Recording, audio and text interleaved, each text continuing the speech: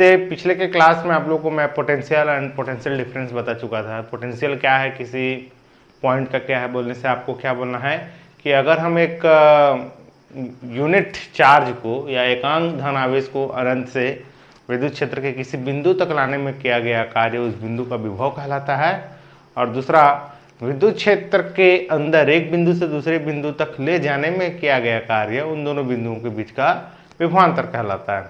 Okay, तो आज हम ना एक और चीज पढ़ेंगे, विभव के टाइप्स, है ना। पोटेंशियल के कितने टाइप्स होते हैं इसके बारे में डिस्कस करेंगे। चलिए इधर देखिए,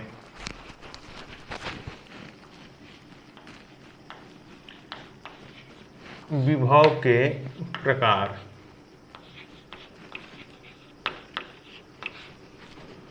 हाँ, तो पोटेंशियल कितने टाइप्स के हो सकते हैं, तो इधर आप थोड़ा ध्यान से समझिए। हमको एक स्टैंडर्ड मानना है कि अगर ये सोर्स चार्ज Q है, ऐसा समझे, और यहाँ तक उसका जो भी फील्ड है और ये इन्फिनिटी है ये वाला पॉइंट, और यहाँ तक इसका इलेक्ट्रिक फील्ड है, तो अगर हम एक टेस्ट चार्ज Q0, इसको एक स्टैंडर्ड तो मानते ही हैं, टेस्ट चार्ज Q0 को अगर इस फील्ड के किसी पॉइंट यहाँ A है पर लाना है हमको, तो हम कार्य करेंगे। कैसे कार्य करेंगे, इधर देखिए, यहां से यहां तक लाने में हमको किसके विरुद्ध काम करना पड़ेगा, क्योंकि Q0 पर प्लस है और ये प्लस है, तो उसको रिपल करेगा और इलेक्ट्रोस्टैटिक्स फोर्स इधर लगेगा, ये है ना, Fe, इलेक्ट्रोस्टैटिक्स फोर्स इधर लगेगा। लेकिन इस Q0 चार्ज को, टेस्ट चार्ज को हमको पॉइंट A पर लाना है, तो हम किसके विरुद्ध काम करेंगे, तो इलेक्ट्रोस्टैटिक्स फोर्स के विरुद्ध काम करेंगे हम लोग। समझ आ रहा है ना। अगर हम काम किए, क्लियर, तो पॉजिटिव, और इलेक्ट्रोस्टैटिक्स फोर्स अगर कार्य किया तो नेगेटिव, ऐसा मानेंगे हम लोग, है ना। तो ऐसा क्यों होगा, उधर देखिए कि अगर हम लोग यहां से यहां लेके जाते हैं तो हम कैसे करेंगे, इलेक्ट्रोस्टैटिक्स फोर्स के विरुद्ध जाएंगे, समझे, क्योंकि इलेक्ट्रोस्टैटिक फोर्स तो Q0 पे इधर लाएगा, तो ऐसे विरुद्ध जाएंगे तो हम इधर फोर्स लगा रहे हैं Fe एक्सटर्नल, और डिस्प्लेस भी हो रहा है इधर dx या dr जो भी है ना, या फिर यहाँ से यहाँ जो भी एक डिस्टेंस हो, फोर्स इनटू डिस्टेंस वर्क हुआ ना, तो यहाँ पर जो हमारे द्वारा जो किया गया कार्य है अनंत से पॉइंट A तक लाने पर, तो इसमें जो विभव आएगा उसको हम लोग धनात्मक विभव बोलेंगे। क्लियर। एक और एग्जांपल देखिए, मान लीजिए यहाँ पर एक नेगेटिव चार्ज है, सोर्स चार्ज, और इसका इलेक्ट्रिक फील्ड कुछ यहाँ तक है और ये इन्फिनिटी है, तो यहाँ पर क्या है, प्लस Q0 है। अब इसको ना क्या करना है, हमको यहाँ पॉइंट A पर लाना है, इधर ही लाना है, ऐसे दोनों को, यहां पर भी लाना इधर ही है अनंत से किसी पर, तो यहां पर क्या होगा, इस पर इलेक्ट्रोस्टैटिक्स फोर्स जो है ये वर्क करेगा, इधर इधर खींचेगा। तो यहां एक चीज याद रखेंगे कि फोर्स एंड डिस्प्लेसमेंट दोनों का डायरेक्शन सेम होना चाहिए। अब किस फोर्स के लिए डिस्प्लेसमेंट के साथ सेम डायरेक्शन होता है वो हम थोड़ा देखते हैं। यहां पर इलेक्ट्रोस्टैटिक फोर्स तो इधर लग रहा है, लेकिन ये आ इधर रहा है, तो इलेक्ट्रोस्टैटिक्स फोर्स और डिस्प्लेसमेंट यहां पर नेगेटिव साइन में होंगे, अपोजिट होंगे, विपरीत होंगे, समझे। और हमारे द्वारा फोर्स और डिस्प्लेसमेंट सेम डायरेक्शन में है। यहां पर क्या है, इलेक्ट्रोस्टैटिक्स फोर्स और डिस्प्लेसमेंट सेम डायरेक्शन में है, लेकिन हम क्या करते हैं, हमारा एक्सटर्नल फोर्स इधर लगेगा। क्यों इधर लगेगा, तो वजह देखिए, इसको ये सडन खींच न ले, एक्सेलरेट ना करे बोल के हम क्या करते हैं, क्योंकि ये प्लस चार्ज है और ये माइनस चार्ज है, समझे ना, तो ये यहां से पर जाएगा तो उसको पकड़ के हम पीछे की ओर बल लगाएंगे, ताकि ये इस पर नेट फोर्स क्या हो जाए, 0, और वह एक यूनिफॉर्म मोशन से जाते हुए पॉइंट ए पर पहुंच सके। समझ आया? तो जब वो नेगेटिव चार्ज होता है तो हम एक्सटर्नल फोर्स कैसे लगाते हैं, बाहर की ओर। इलेक्ट्रिक फील्ड की ये क्या है, इलेक्ट्रिक फील्ड का डायरेक्शन इधर होगा ना, इसके अपोजिट साइड में। तो यहां पर इलेक्ट्रोस्टैटिक्स फोर्स और डिस्प्लेसमेंट सेम डायरेक्शन में है। तो यहां पर वर्क कौन कर रहा है, पॉजिटिव वर्क, यहाँ इलेक्ट्रोस्टैटिक्स फोर्स। यहां पर पॉजिटिव वर्क कौन कर रहा है, यहां पर एक्सटर्नल फोर्स। तो यहां पर हमने एक स्टैंडर्ड मानेंगे कि अगर एक्सटर्नल फोर्स द्वारा अगर काम किया जाता है, समझे ना, तो उस बिंदु ए पर धनात्मक विभव होगा, और इलेक्ट्रिक फील्ड यानी इलेक्ट्रोस्टैटिक्स फोर्स द्वारा अगर वर्क होता है अनंत से किसी पॉइंट ए तक लाने पर, तो उस पॉइंट पर क्या विभव है, नेगेटिव विभव है। हम ऐसा मानेंगे। क्लियर है? तो चलिए इसको हम लोग लैंग्वेज में लिख सकते हैं। अगर ऐसा पर नहीं भी समझना चाहेंगे तो हम ऐसा भी कर सकते हैं। चलो दोनों जगह एक्सटर्नल फोर्स को हम लोग वो ले लेते हैं कॉमन, है ना। अच्छा, यहां पर एक्सटर्नल फोर्स इधर लग रहा है और डिस्प्लेसमेंट भी इधर हो रहा है। दैट्स वाई हमारे द्वारा किया गया कार्य क्या हो जाएगा, पॉजिटिव। इसलिए इस पर जो पोटेंशियल जनरेट होगा वो प्लस होगा। अब चलिए, एक्सटर्नल फोर्स इधर है हमारा, समझ आ गया, और डिस्प्लेसमेंट इधर हो रहा है, तो हमारे द्वारा किया गया कार्य क्या हो जाएगा, नेगेटिव। इसलिए इस पॉइंट पर जो भी पोटेंशियल आएगा वो नेगेटिव आएगा, क्योंकि हम जान रहे हैं कि पोटेंशियल इज इक्वल टू क्या होता है, W डिवाइडेड बाई Q। अगर ये प्लस है तो भी पॉजिटिव में आंसर आएगा, है ना। अगर ये नेगेटिव है तो भी क्या आएगा, नेगेटिव में आंसर आएगा। तो आप समझ में आ गया, है ना। तो इसको हम लोग क्या लैंग्वेज, देखिए इसका क्या है, बाह्य बल द्वारा किया गया कार्य, है ना। विद्युत क्षेत्र के किसी बिंदु, सॉरी ऐसा लिखो, अगर चार्ज को, एकांक धन आवेश को अनंत से अगर विद्युत क्षेत्र के किसी बिंदु पर लाने में बाह्य बल द्वारा किया गया कार्य, है ना, धनात्मक है तो उस बिंदु पर क्या हो जाएगा, धन विभव होगा। अब अनंत से विद्युत क्षेत्र में पर लाने पर किया गया कार्य, जो बाह्य बल द्वारा किया गया कार्य अगर ऋणात्मक है तो उस बिंदु पर नेगेटिव विभव होगा। ठीक है ना। तो इस तरह से धनात्मक, तो अब उसका एक कारण देखिए, यहां पर हम फोर्स इधर लगा रहे हैं, इधर क्यों आ रहा है, ये सोर्स की वजह से। तो एक जनरल थिंग्स आप ये बना लीजिए कि यदि सोर्स चार्ज अगर प्लस है, समझ आ गया, तो धनात्मक विभव होगा। अगर सोर्स चार्ज अगर माइनस है तो ऋणात्मक विभव होगा। क्लियर है? ओके, चलिए इसको लैंग्वेज में एक बार लिख लेते हैं कि धनात्मक विभव क्या होता है।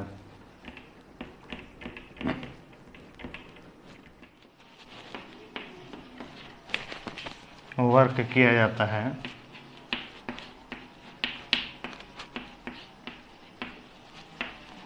तो उस पॉइंट का पोटेंशियल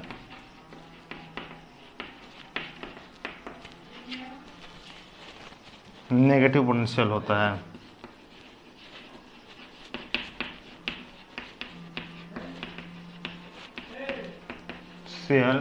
होता है, समझ आया, नेगेटिव पोटेंशियल होता है।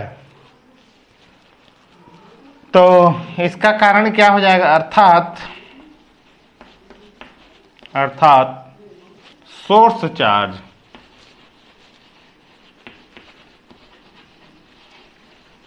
क्या होगा, नेगेटिव चार्ज होगा।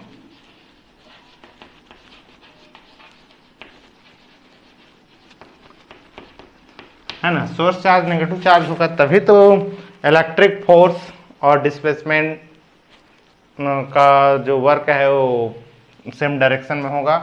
और यहाँ जो फोर्स चार्ज क्या होगा, पॉजिटिव होगा, तभी एक्सटर्नल फोर्स और डिस्प्लेसमेंट क्या होगा, सेम डायरेक्शन में होगा। ठीक है ना। तो एक्सटर्नल फोर्स द्वारा वर्क जब होता है और उस वर्क में फोर्स और डिस्प्लेसमेंट का डायरेक्शन दोनों सेम होना चाहिए ना। इलेक्ट्रोस्टैटिक्स फोर्स और डिस्प्लेसमेंट का दोनों का डायरेक्शन सेम होता है, तो जहाँ एक्सटर्नल फोर्स आएगा वहाँ पॉजिटिव, जहाँ इलेक्ट्रोस्टैटिक्स फोर्स आएगा वहाँ नेगेटिव होगा। तो ये हो गया। चलिए इसके बाद एक और हम लोग टॉपिक इसमें चर्चा करेंगे, आप जो है कंजर्वेटिव वर्ड सुने होंगे, संरक्षी बल, ठीक है ना। तो ये जो इलेक्ट्रोस्टैटिक्स जो फील्ड होता है वो एक कंजर्वेटिव होता है, समझे। अब बताइए संरक्षी बल क्या होता है। इलेक्ट्रोस्टैटिक्स जो फोर्स होता है वो कंजर्वेटिव फोर्स होता है। आप कैसे डिसाइड करेंगे कि वह एक कंजर्वेटिव फोर्स है। अच्छा सुनिए, हम पिछले 11th क्लास में पढ़े हैं conservative and non conservative force, संरक्षी बल और असंरक्षी बल। तो संरक्षी बल का दो प्रमाण है कि यहाँ पर जो वर्क होता है वो पाथ पर डिपेंड नहीं करता है संरक्षी बल से, समझे। मैं संरक्षी बल को कुछ इस तरह से बता दे रहा हूं कि मान जाइए हमारा अर्थ है, ठीक है ना। अब यहां से यहां तक m द्रव्यमान की वस्तु को h ऊंचाई तक लेके गए, तो ये a है और ये क्या है, b है। तो a से b तक किया गया कार्य ग्रेविटेशनल फोर्स के द्वारा किया गया कार्य है ना। तो यहां पर क्या हो जाएगा, आप जान रहे हैं mgh, ठीक। और हमारे द्वारा किया गया कार्य अगर बोलेंगे तो भी mgh हो जाएगा, क्योंकि इसको बिना एक्सेलरेट किए हुए हमको उसको ऊपर ले जाना है, समझे ना। तो देखिए a से लेके b तक ले जाने में किया गया कार्य क्या हुआ, mgh। चलिए मैं क्या करता हूं, मैं फोर्स, अगर सुनो, हम अगर ऐसा समझें कि हमारा एक्सटर्नल फोर्स उधर लग रहा है, डिस्प्लेसमेंट भी उधर हो रहा है, तो ग्रेविटेशनल फील्ड के द्वारा अगर यहाँ से यहाँ ले जाएं तो mg बल तो नीचे लगेगा, mg बल नीचे लगेगा ना। और हाइट तो चलिए a से b तक किया गया कार्य किसके द्वारा, ग्रेविटेशनल फोर्स के द्वारा किया गया रहा mgh, क्लियर है। हाँ, उसके बाद एक और रास्ता लेता हूं मैं, यहां से यहां तक गया, a से c तक गया और c से d तक गया, ठीक है ना। और d से पुनः यहाँ आया, फिर यहाँ से आया e और फिर b तक आया। तो a से c तक किया गया कार्य, क्योंकि ग्रेविटेशनल फोर्स तो ऑलरेडी नीचे लगेगा और डिस्प्लेसमेंट इधर हो रहा है, तो यहाँ वर्क क्या हो जाएगा, 0। चलिए मैं यहाँ h2 हाइट तक लेके गया इसको, तो WAC द्वारा किया गया कार्य 0, WCD द्वारा किया गया कार्य CD किसके द्वारा, ग्रेविटेशनल फोर्स के द्वारा, तो mgh2। फिर WED द्वारा कार्य 0, क्योंकि यहां से ऐसे लाएंगे तो जो वस्तु पर, जो m द्रव्यमान की वस्तु पर नीचे बल लगेगा और डिस्प्लेसमेंट इधर होगा 90 डिग्री होगा, तो वर्क 0 हो जाएगा।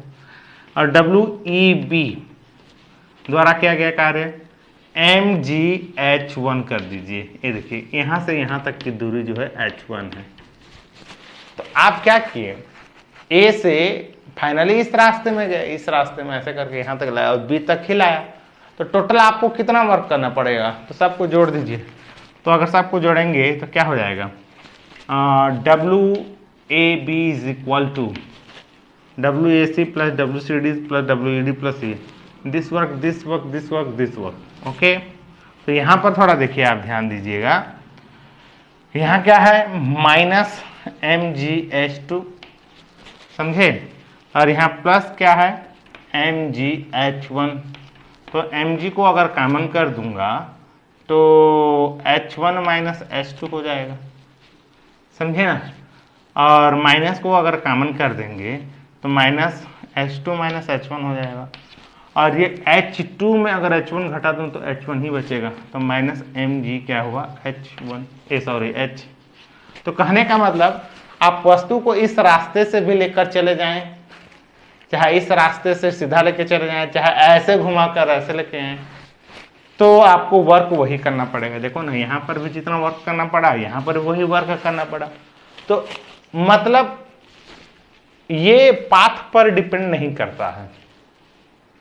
तो ये एक तरीका हो गया, आप किसी भी रास्ते पर लेके चले जाइए, लेकिन स्थितियां दोनों सेम होनी चाहिए, ए और बी। चाहे इस रास्ते से ऐसे घुमा के यहाँ पर लेके जाइए, फिर भी आपको कार्य माइनस mgh, मतलब ग्रेविटेशनल फील्ड द्वारा किया गया कार्य वही होगा, समझे। हाँ, अब चलिए b से a तक लाएंगे तो क्या हो जाएगा, तो ये WBA, तो ये mgh हो जाएगा, तो ग्रेविटेशनल फोर्स नीचे की ओर लगता है और डिस्प्लेसमेंट नीचे हो रहा है। तो ए से बी और बी से ए तक लाने में किया गया कार्य क्या हुआ, 0। तो W A B plus W B A is equal to क्या हो जाएगा, 0। समझे ना। तो कंजर्वेटिव फोर्स का एक पहचान ये है कि या तो वो पहला कि वह पाथ पर डिपेंड नहीं करता है, यानी आप 2-3 रास्ता बना लीजिए और वो सब रास्ताओं से वर्क को कैलकुलेट कर लीजिए, आंसर सेम आएगा। लेकिन 2 पॉइंट फिक्स होना चाहिए, स्थिति पर डिपेंड करता है ना। अगर ये यहां पर आ जाएगा तो वर्क चेंज हो जाएगा ना। ओके, या तो ये प्रूफ कीजिए कंजर्वेटिव फोर्स के लिए, अदरवाइज दूसरा ये प्रूफ कीजिए कि एक क्लोज्ड पाथ पर जो टोटल वर्क है उसका सम 0 होता है। अगर ये दोनों एक्सप्रेशन में से किसी एक चीज को अगर आप प्रूफ कर देते हैं तो वह फोर्स क्या है, कंजर्वेटिव फोर्स है। ओके, तो हम इलेक्ट्रोस्टैटिक फोर्स को हम लोग क्या बोले हैं, कंजर्वेटिव फोर्स बोले हैं। चलिए इसको हम लोग आज प्रूफ करके देखते हैं क्या है। तो विरुद्ध किया गया कार्य ही पोटेंशियल एनर्जी में कन्वर्ट होता है, अदरवाइज नहीं। तो इधर देखिए, मान लीजिए एक इलेक्ट्रिक फील्ड है, समझे ना, ये इलेक्ट्रिक फील्ड है, सोचा जो भी हो, और यहां पॉइंट बी है और यहां पॉइंट ए है। तो मैं यहां से यहां तक एक रास्ता ये हो गया, चलिए इस रास्ते से भी ऐसे करके लेके गया, ये फर्स्ट रास्ता हो गया है ना, और ये मेरा सेकंड पाथ हो गया। कुछ बात समझ आया ना, स्थितियां ये हैं। तो यहां पर जो पोटेंशियल होगा, किसी पॉइंट का पोटेंशियल भी ए वो तो निश्चित रहता है उस एक निश्चित सोर्स चार्ज के लिए, और इस पॉइंट का पोटेंशियल क्या है, वी बी। तो पाथ फर्स्ट ए से बी तक ले जाने में किया गया कार्य, और किसको ले जाना है हमको, एक सोर्स टेस्ट चार्ज को, क्यू नॉट को लेके जाना है इस रास्ता में, ऐसे करके। तो डब्ल्यू ए से बी तक ले जाने में किया गया कार्य ना, ए से बी तक ले जाने में किया गया कार्य, ठीक है ना। तो वो क्या हो जाएगा बताइए,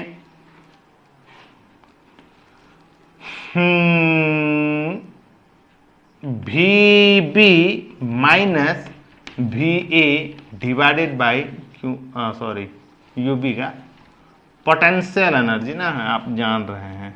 इसको मिटा देता हूँ जी, इस तरह से हमको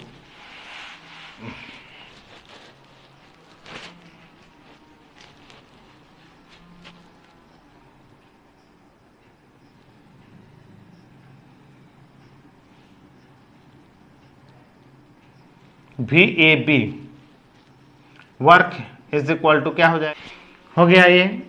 चलिए, तो डब्ल्यू ए बी अपान क्या हो गया, q not is equal to U B by upon q not is V B minus V A. मैं चाहता तो डायरेक्ट इसको भी लिख सकता था, लेकिन नो प्रॉब्लम। ये हो गया हमारा एक्सप्रेशन फर्स्ट। चलिए सेकेंड एक्सप्रेशन क्या हुआ, पाथ सेकेंड से, पाथ सेकेंड में ए से बी तक ले जाने में किया गया कार्य, ए से क्या है, बी तक ले जाने में किया गया कार्य। नहीं सॉरी, हम ऐसा करते हैं कि बी से ए तक लाने में किया गया कार्य कर देते हैं, ठीक है ना। बी से ए तक लाने में किया गया कार्य, तो डब्ल्यू क्या हो जाएगा, बी से ए अपान क्यू नॉट एकांक चार्ज को, तो ये क्या हो जाएगा, V A minus V B हो जाएगा, जस्ट अपोजिट, समझे ना। बी से ए तक ला रहे हैं तो ये फाइनल स्ट्रेस हो जाएगा, और फाइनल यानी U A minus U B हो जाएगा, जैसे यहाँ ये हुआ था, U potential energy at point B and potential energy at point A. तो ए से बी था तो बी माइनस ए होता है, और बी से ए है तो बी माइनस ए हो जाएगा, ठीक है ना। तो पूरा एक क्लोज्ड पाथ में किया गया वर्क कितना हो जाएगा, काम कितना हो जाएगा एक क्लोज्ड पाथ में, तो इन दोनों को जोड़ दीजिए, है ना। तो चलिए क्यू नॉट को इधर ले जाता हूं मैं, ये क्यू नॉट, और इसको भी क्यू नॉट को इधर ले जाता हूं, ये। तो ए से लेके बी तक किया गया कार्य इस रास्ते से, और बी से लेके ए तक किया गया इस रास्ते से। तो ये क्या हुआ, ये बंद लूप में किया गया कार्य कितना होना चाहिए, अब कैलकुलेट करते हैं। अगर बंद लूप में किया गया कार्य अगर 0 आता है तो हम प्रूफ हो गया कि वह कंजर्वेटिव फोर्स है, और 0 नहीं आता है तो कंजर्वेटिव फोर्स नहीं है।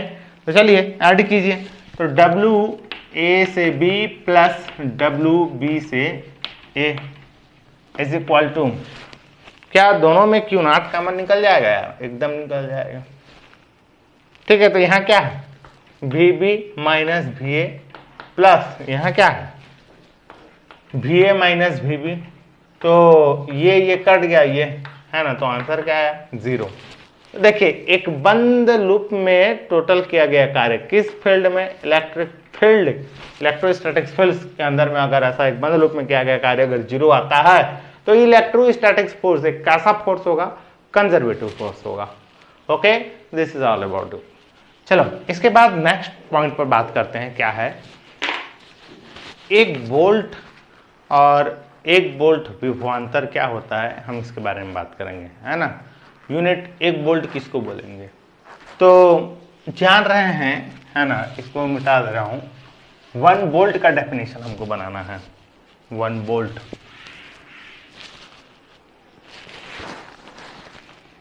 वोल्ट, तो इसका डेफिनेशन बनाना बहुत आसान है। जो वोल्ट का जो फॉर्मूला होता है हमारा, वो क्या होता है, work infinity to at point A upon q not या क्यू, समझे। तो यहां पर क्यू को 1 कर दीजिए, 1 कूलम, और W इंफिनिटी टू ए को हमको 1 जूल करना पड़ेगा। अब सोर्स चार्ज कैसा है कि हम नहीं जानते, है ना, वो ज्यादा है कम है what ever it is, but 1 coulomb charge को अनंत से पॉइंट ए तक लाने में अगर 1 जूल काम करना पड़ेगा तो V इज इक्वल टू क्या हो जाएगा, 1 डिवाइडेड बाई 1 इज 1 वोल्ट। नहीं समझे, तो यहां पर सोर्स चार्ज कितना स्ट्रांग है कितना वीक है, you don't know and I don't know, but यहां पर जो अनंत से हम Q चार्ज को अगर किसी इलेक्ट्रिक फील्ड के पॉइंट ए तक लाते हैं और हमको अगर 1 जूल वेस्ट करना पड़ता है तो इस जगह का पोटेंशियल 1 वोल्ट है बोलेंगे, समझे। ठीक है, और चलिए इस लगे हाथ नहीं, इसका एक डेफिनेशन लिख देता हूं। तो ये हो गया हमारा डेफिनेशन। क्या बोला है, 1 कूलम पॉजिटिव चार्ज को इन्फिनिटी से इलेक्ट्रिक फील्ड के किसी पॉइंट तक लाने में किया गया कार्य अगर 1 जूल हो तो उस पॉइंट का पोटेंशियल 1 वोल्ट होता है। ये हो गया। चलो अब क्या है, 1 वोल्ट विभवांतर क्या होता है उसको भी देख लेते हैं। 1 वोल्ट विभवांतर, पोटेंशियल डिफरेंस, ये तो आपको मैं पहले बता चुका हूं कि जो पोटेंशियल डिफरेंस होता है VB minus VA is equal to work done A to B unit charge, ये होता है। तो VA माइनस VB को हमको 1 बनाना है। तो जान रहे हैं कि अगर एक इलेक्ट्रिक फील्ड है और यहाँ कहीं पर एक पॉइंट A है और एक कहीं पर एक पॉइंट क्या है, B है,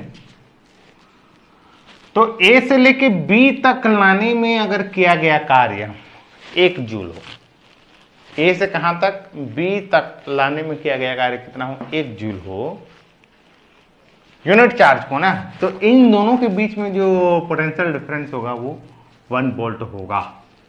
तो माने जाए A से B तक लाने में जो किया गया कार्य है वो 1 जूल है ना, और 1 यूनिट चार्ज को, ठीक। तो VB माइनस VA क्या हो जाएगा, तो 1/1, समझे। तो VB minus VA is equal to del V is equal to 1, समझे।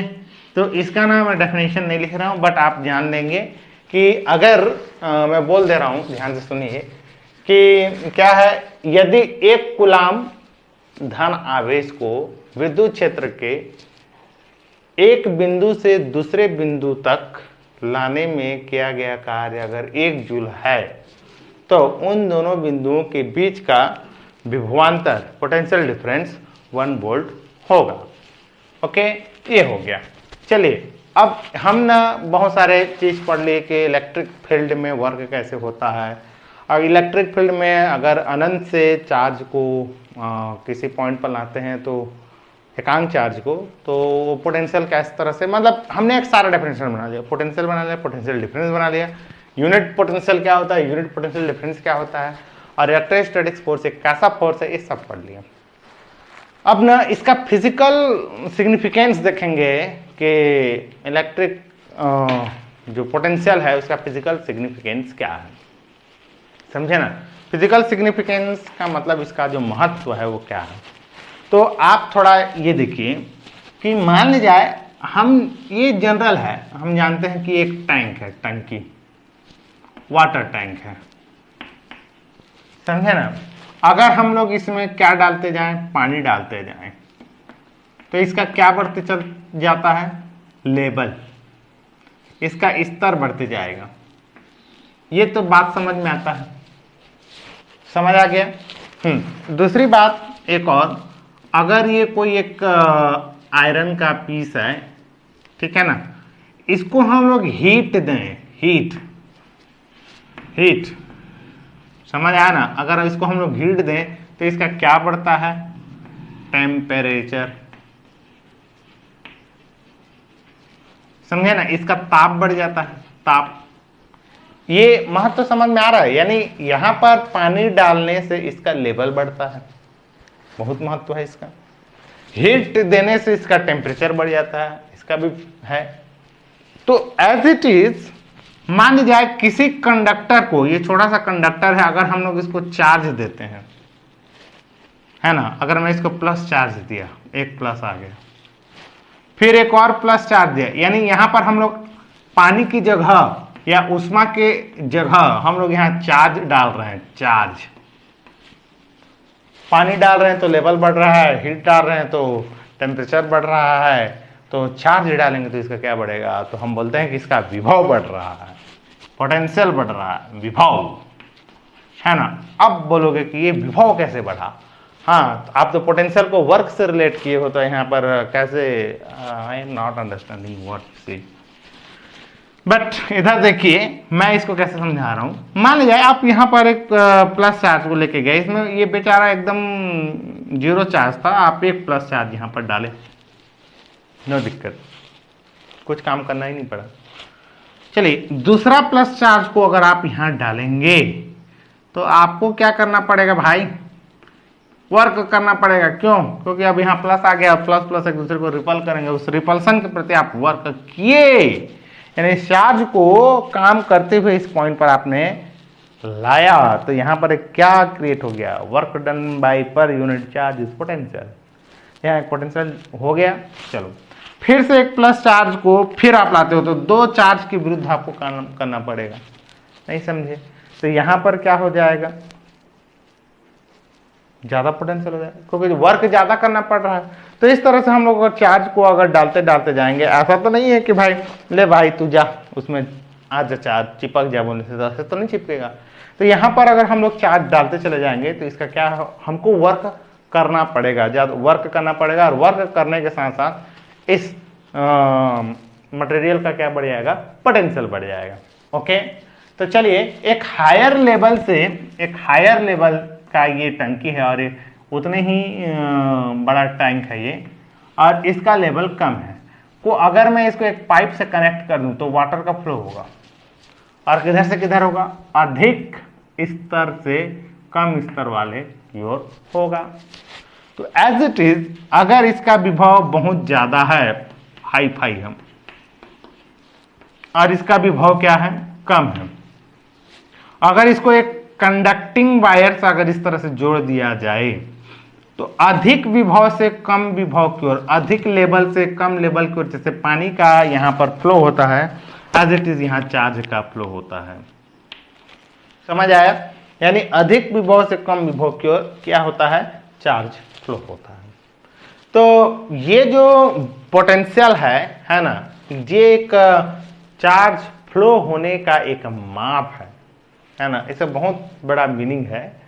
हम इसको इलेक्ट्रिक करंट में भी इसको हम लोग डिस्कस करेंगे। खाली अभी तो आप पोटेंशियल खाली विभव पढ़ते चलोगे, वोल्ट क्या क्या ये सब यही पढ़ते चले जाओगे, ठीक। तो आगे, तो यहां पर ना एक चीज और मैं बता रहा हूं कि यहां तो आप बोल दिए कि जो चार्ज होता है वो अधिक विभव से कम विभव की ओर फ्लो होता है, एक अगर उसको कंडक्टिंग वायर से अगर जोड़ दिया जाए दो अलग अलग विभव वाले मटेरियल को, समझे। तो ये कब तक फ्लो होगा? तब तक फ्लो होगा जब तक कि दोनों में चार्ज सेम ना आ जाए। ओके, तो इसका एक और थोड़ा सा जानकारी देखिए। ये क्या है, हमारा एक मटेरियल है और ये हमारा एक मटेरियल है, समझे ना। तो इसमें हम लोग क्या किए हैं, इसमें प्लस चार्ज है,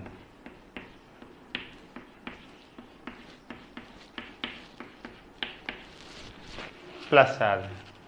प्लस चार्ज का अब सुनिए, या मैं आपको एक स्टैंडर्ड बता दिया हूं कि जो जिसमें धन आवेश होता है, धन आवेश होता है उसका विभव अधिक है। हमने एक स्टैंडर्ड माना, उसका क्या है, विभव क्या है, अधिक है। समझ आ गया। जिसमें धन आवेश है उसका विभव को हम लोग क्या मानते हैं, अधिक, और ऋण आवेश होता है उसका विभव क्या है, कम है। ऐसा हमने माना क्या, ऐसा स्टैंडर्ड है। तो इसका चार्ज पॉजिटिव है। अच्छा, अब अगर इसका चार्ज क्या है, नेगेटिव है, तो ये अधिक विभव वाला है और ये क्या है, कम विभव वाला है। समझ आया ना, अधिक विभव वाला ये है और वो क्या है, कम विभव, ठीक है ना। मतलब अगर 1 2 3 4 5 6 7 8 यानी इसमें 8 पॉजिटिव चार्ज है समझिए, और इसमें 1 2 3 4 5 6 7 8 इसमें 8 नेगेटिव चार्ज समझिए। मतलब इसमें 8 इलेक्ट्रॉन की क्या है, कमी है, और इसमें 8 इलेक्ट्रॉन की क्या है, अधिकता है। बात समझते रहना।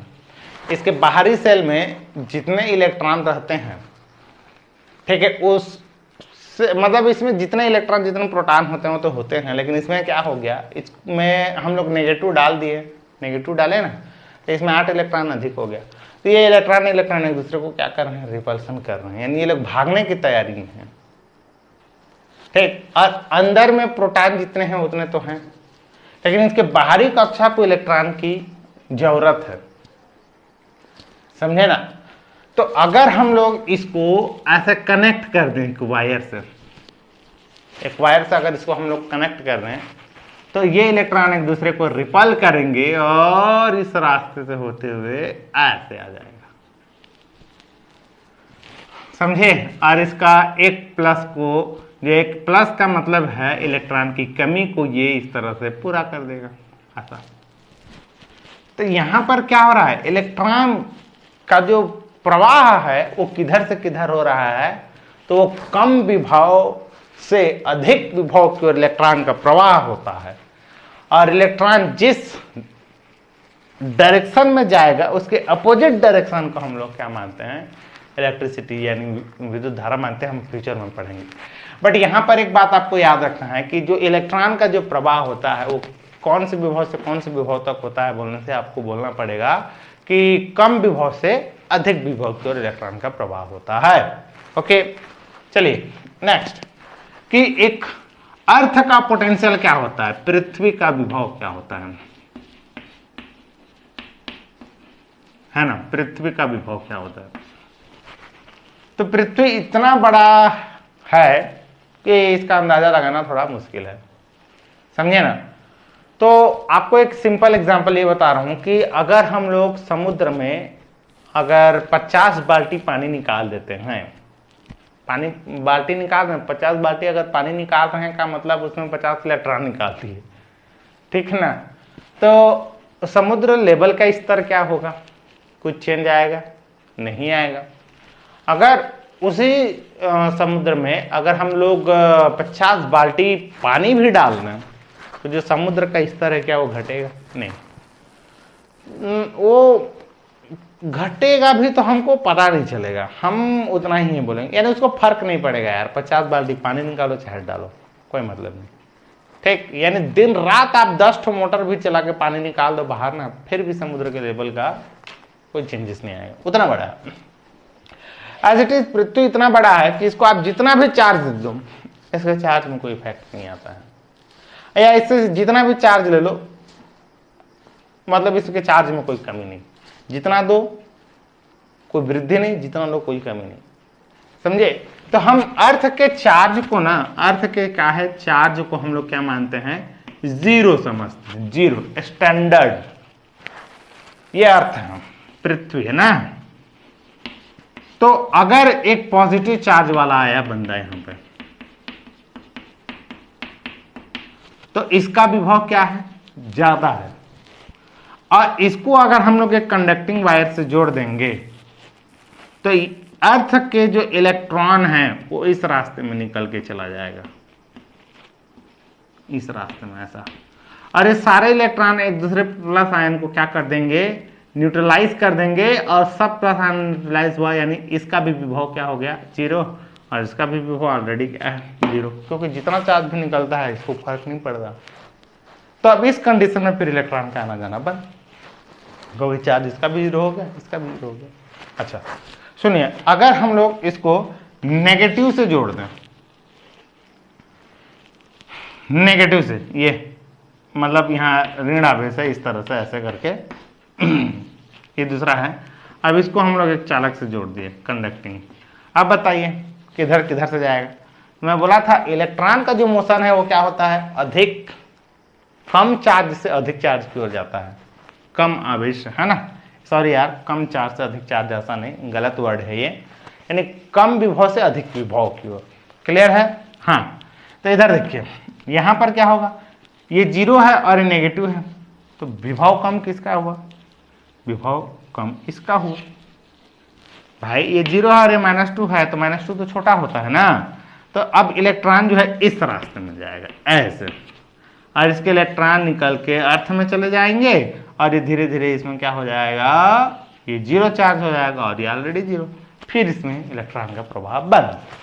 ओके, तो देखिए एक बात और ध्यान दीजिएगा कि मान लीजिए एक इतना एक बहुत छोटा टंकी है, ये ऐसा बहुत छोटा टंकी है ऐसा, और एक बहुत बड़ा टंकी है, क्वांटिटी पर डिपेंड नहीं करता है ना, पानी का प्रवाह जो भी है, मैं एक चीज को बता रहा हूं, और इसे एक पाइप से कनेक्ट कर दिया, इसमें ना मात्र 1 लीटर पानी आता, फिर full full full full full full full full, और इसमें ना यहां तक हम 50 लीटर पानी डाल चुके। अगर इस पाइप को हम लोग क्या कर दें, ओपन कर दें, समझ आया, ये यहां से तो पानी इधर से इधर जाएगा कि इधर से इधर जाएगा। तो कई बच्चे क्या बोलते हैं कि 50 लीटर से 1 लीटर की ओर जाएगा, तो ऐसा कुछ नहीं है, यहां पर क्वांटिटी पर डिपेंड नहीं करेगा, लेवल पर डिपेंड करेगा। इसका लेवल ज्यादा है ना, इतना ज्यादा, इसलिए ना पानी इस रास्ते से ऐसे चला जाएगा, क्लियर है, और इधर से ऐसे नहीं जाएगा। तो खैर इसके बारे में हम लोग और डिस्कस करेंगे। तो मेरे कहने का मतलब है कि जो पानी का जो प्रवाह है वो क्वांटिटी पर डिपेंड नहीं करता है, लेवल पर करता है। उसी प्रकार जो चार्ज का जो फ्लो ऑफ चार्ज है, ठीक है ना, यहाँ कितना धन आवेश है उस पर डिपेंड नहीं करेगा, लेवल पर, यानी अधिक विभव और कम विभव, अधिक चार्ज कम चार्ज पर ऐसा डिपेंड नहीं करता है, विभव पर करता है। ओके, तो इसके बारे में हम लोग और देखेंगे, और लेक्चर इसके पढ़ेंगे। अब नेक्स्ट लेक्चर में हम लोग क्या देखेंगे कि ये तो फिजिकल सिग्निफिकेंस हो गया, महत्व हो गया, ये सब छोटी छोटी बातें थी। हम नेक्स्ट लेक्चर में ये देखेंगे कि किसी सोर्स चार्ज के कारण से किसी डिस्टेंस पर पोटेंशियल क्या होगा, इसके लिए फार्मूला जनरेट करना सीखेंगे। ओके, तो आज के लिए इतना करते हैं, थैंक यू।